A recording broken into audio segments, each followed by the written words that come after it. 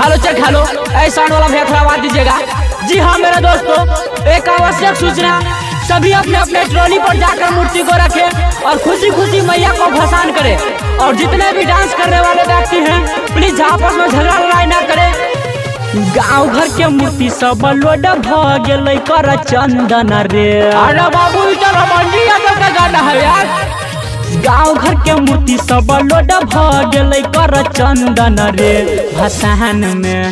भसान में होते जदि मार त गोली चलते दंदन रे। भसान में होते जदि मार त गोली चलते दंदन रे। गाँव घर के मूर्ति सब लोड भगल कर चंदन रे।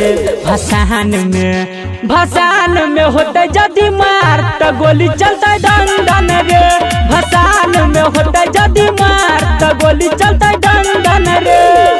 हाँ तो पूजा कमेटी से निवेदन है कि एक ट्रैक्टर वाला भाई आगे लेकर चला गया है मूर्ति, उसको कहिए धीरे धीरे चलाए और जितने भी माता बहन सभी को प्रसादी देते जाए। अरे बाबू ये मूर्ति को सीधा लेकर चलो, बहुत हिल डोल रहा है। समस्तीपुर धूमधाम से करबै भसान, चलते रंगरोली रे।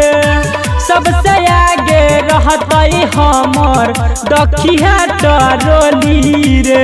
हाँ तो देखिए ये लड़का जो है ट्रॉली पर चढ़ा है, इसको उतार दीजिए। धूमधाम से करबै भसान, चलते रंगरोली रे। सबसे आगे रहते हमर दखिया ट्रॉली रे। गाँव घर के मूर्ति सब लोड भगल कर चंदन रे। गाँव घर के मूर्ति सब लोड भगल कर चंदन रे। भसान में होते जदि मार त गोली चलते दंदन रे। भसान में होते जदि मार त गोली चलते दंदन रे।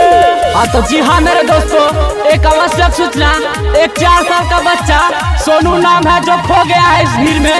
अगर जिस भाई को मिले वो आकर पूजा कमेटी को दे जाए और शांति शांति मैया को भसान करे और कोई गैदरिंग ना फैलाए। रमन जी यादव बाला लगे बई सुन गहना रे। डीजे पर सब गरदाऊ रे तो भ्याल है दीवाना रे।